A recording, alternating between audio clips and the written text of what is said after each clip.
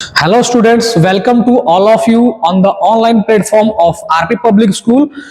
Myself Vivek Kumar and today we are going to learn about air around us. तो आज का जो हम लोग का टॉपिक रहने वाला है साइंस में वो है एयर अराउंड अस, कि जो हवा है वो हमारे चारों तरफ है, ये बात हम लोग जानते हैं, ठीक है। लेकिन इसके बारे में डिटेल में थोड़ा सा आज हम लोग देखेंगे कि किस तरह से ये जो है हमारे एटमॉस्फेयर में प्रेजेंट है। तो आज का हमारा जो टॉपिक है वो हमारा क्या है, एयर अराउंड अस, ये टॉपिक रहने वाला है हमारा, ठीक है। तो जैसा मैंने बताया कि आज हम लोग एयर के बारे में पढ़ेंगे, ठीक है।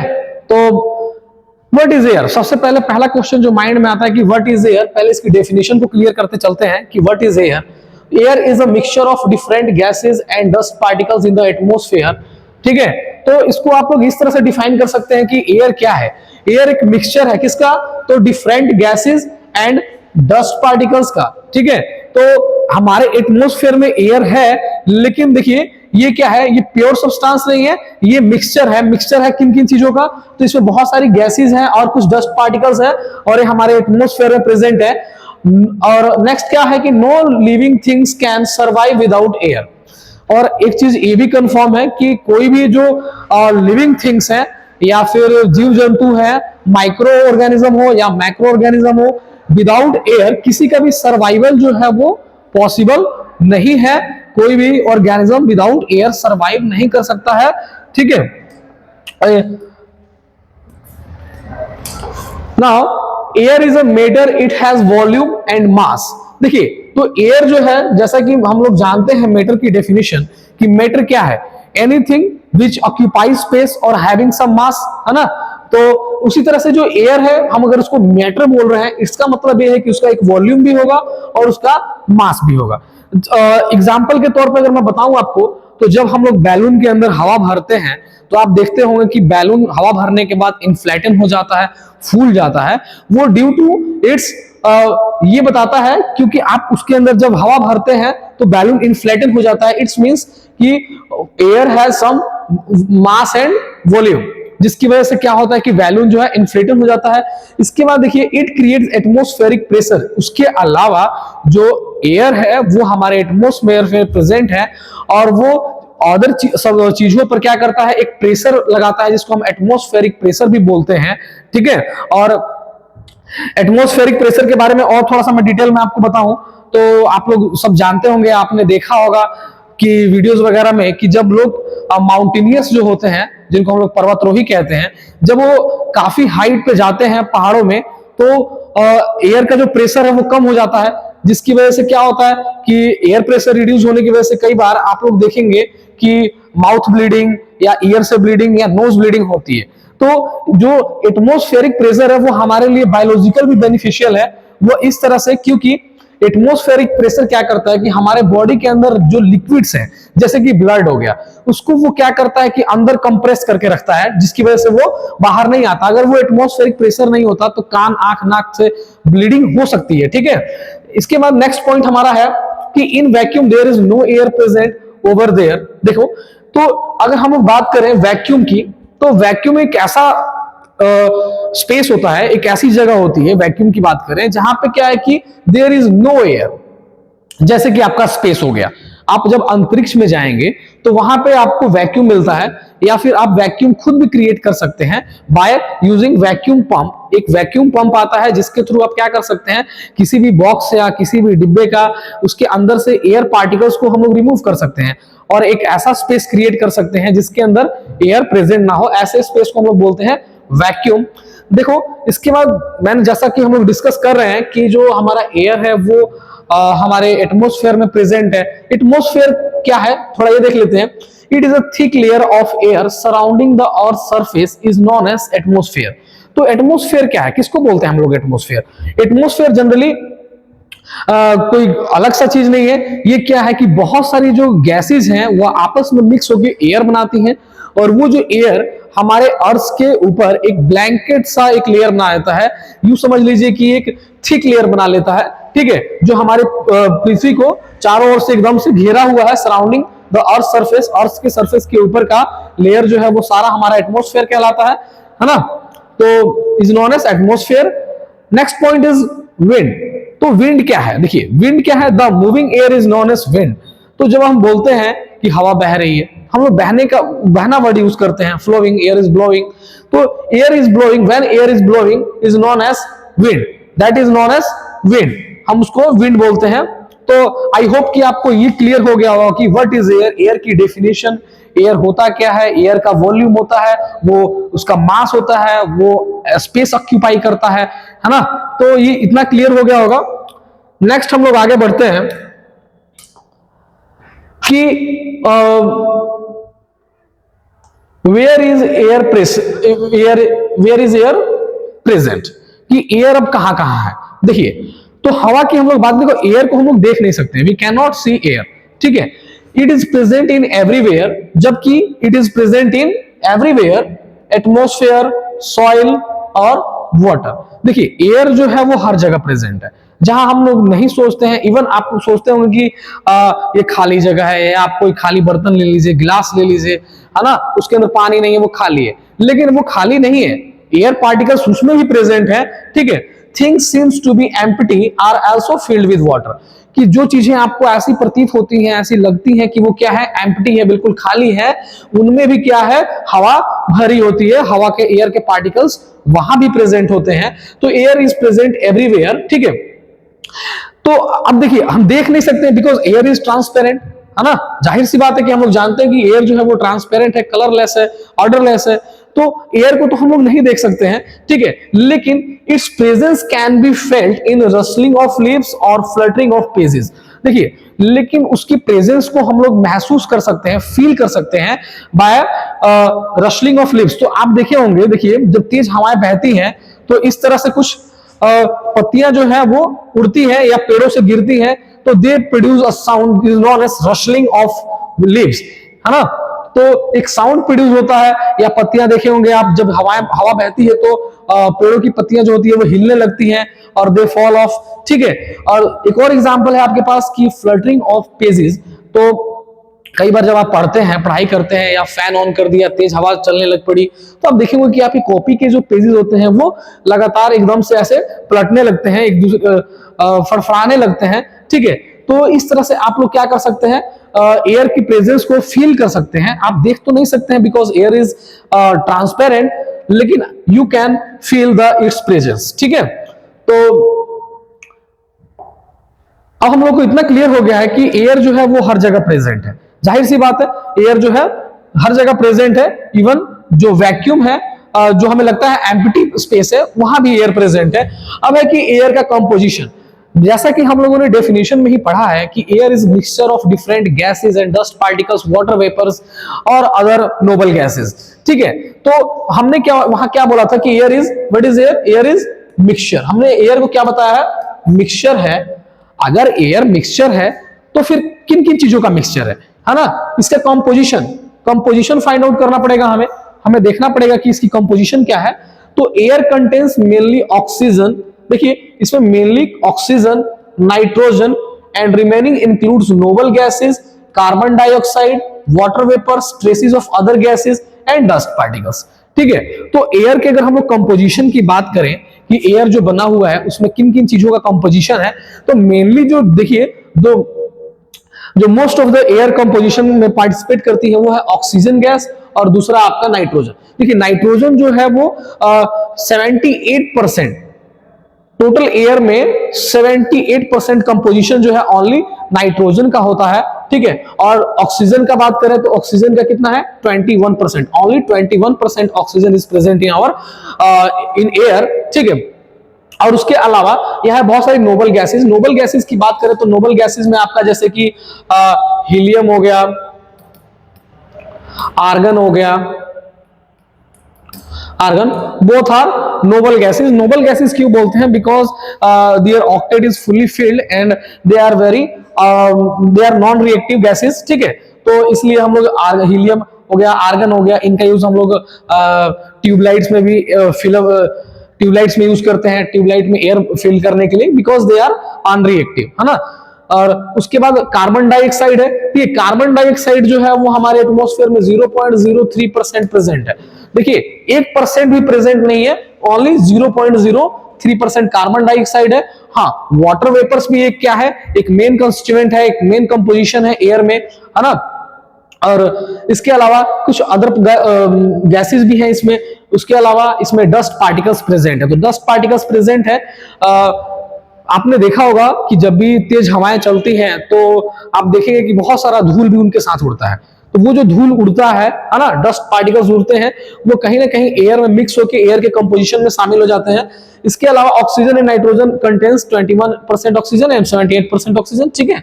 Oxygen helps in burning. Oxygen के बारे में थोड़ा सा देख लेते हैं कि ऑक्सीजन जो है, देखो oxygen helps in burning, means कि without oxygen you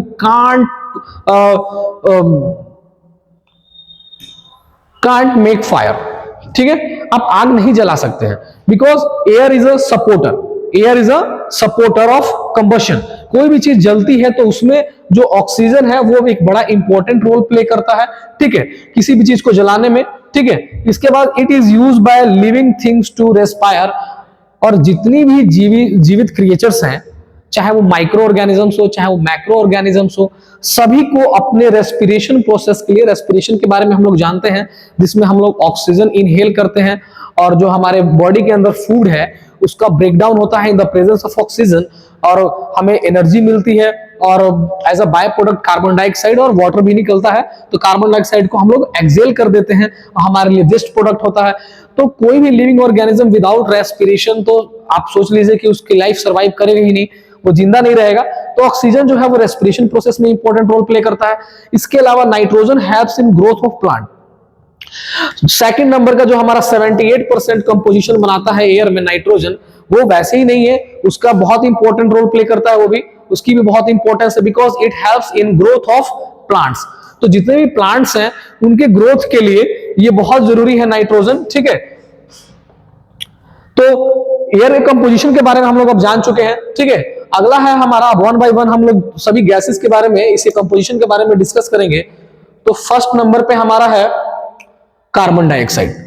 carbon dioxide, देखो कार्बन डाइऑक्साइड का केमिकल फॉर्मूला होता है CO2, जिसमें कार्बन का एक एटम होता है और ऑक्सीजन का 2, ठीक है, और ये मिलके बनाते हैं कार्बन डाइऑक्साइड। देखो air contains 0.03% of carbon dioxide. तो कार्बन डाइऑक्साइड गैस का अगर हम लोग एयर के कंपोजिशन में बात करें कि एयर के कंपोजिशन में कार्बन डाइऑक्साइड का कितना इन्वॉल्वमेंट है, तो वो मात्र 0.03% है अपना।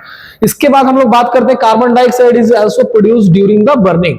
तो कार्बन डाइऑक्साइड इसके अलावा देखिए, जब भी बर्निंग होती है, जब भी कोई चीज जलती है, तो मैंने आपको बताया था वो ऑक्सीजन के प्रेजेंस में जलती है, और जब भी वो जलेगी तो क्या प्रोड्यूस करती है, स्मोक प्रोड्यूस करती है। और स्मोक में क्या होता है कि वो स्मोक क्या होता है, कार्बन डाइऑक्साइड गैस होती है, ठीक है।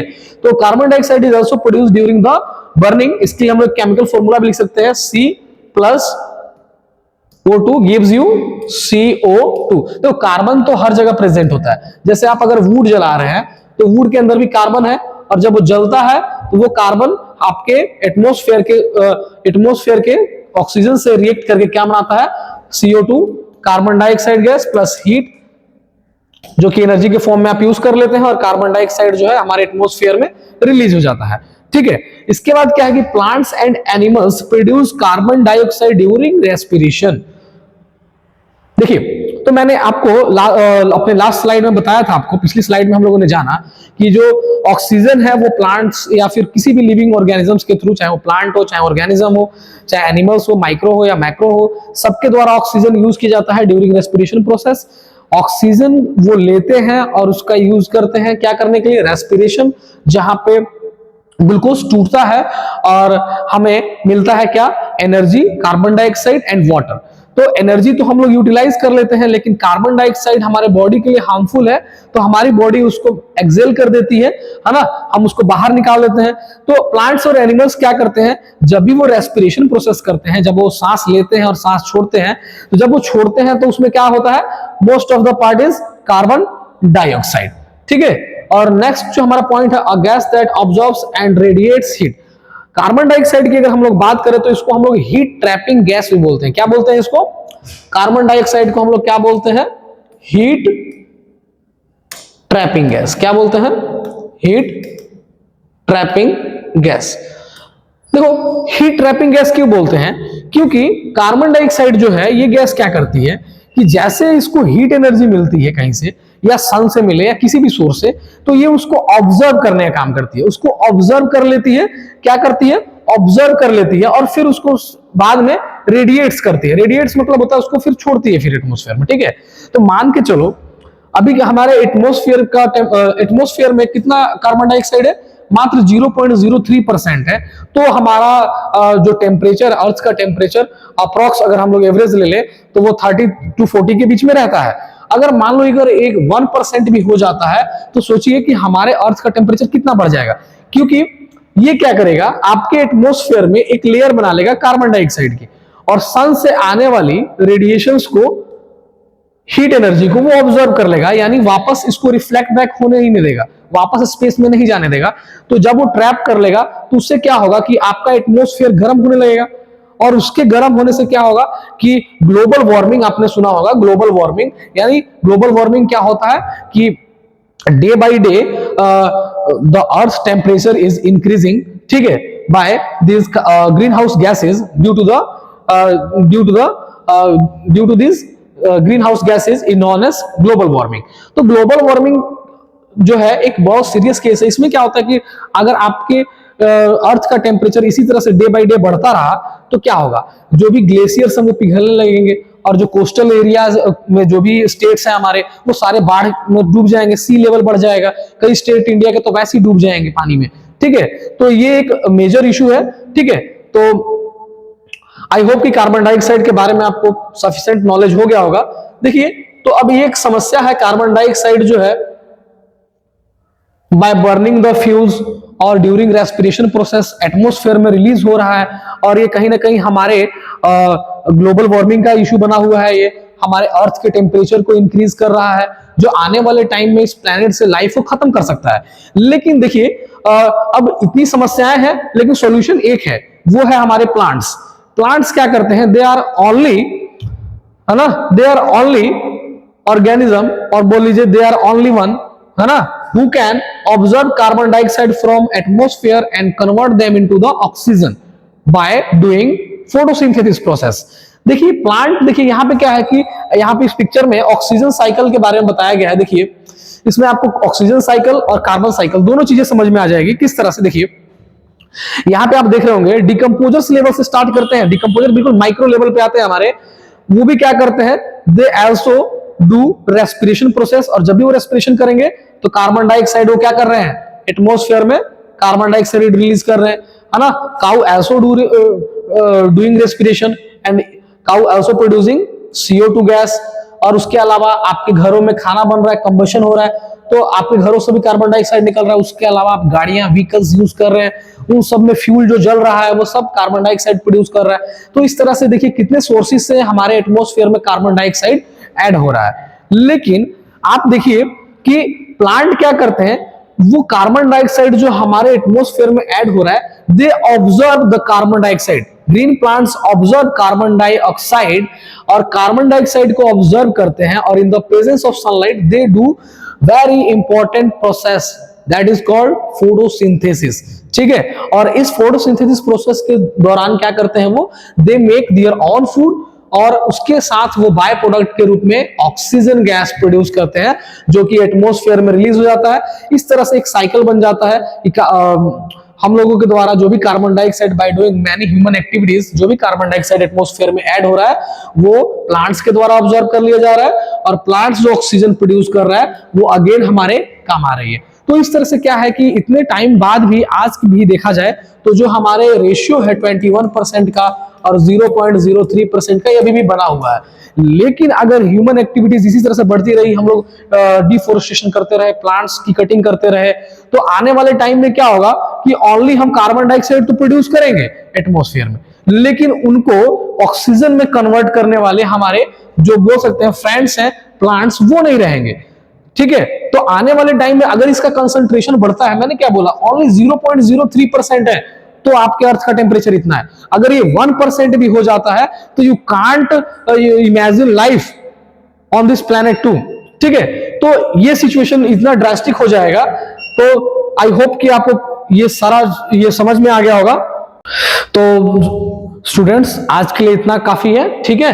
आप लोग इस चीज को बार बार देख लीजिएगा वीडियो में, और कोई भी अगर डाउट है कि किसी भी टॉपिक जो भी हम लोगों ने पढ़ा है आज के सेशन में, तो इससे रिलेटेड कोई भी डाउट है तो उसको आप कमेंट बॉक्स में जरूर कमेंट करके पूछिए, और मैं आपके कमेंट का जरूर रिप्लाई करूंगा, ठीक है। और any type of confusion you have, you can ask to me directly in comment section, ठीक है। तो आज के लिए इतना काफी है, और मिलते हैं अब नेक्स्ट वीडियो में, नेक्स्ट पार्ट में इसको कंप्लीट करेंगे इस चैप्टर को। Thank you.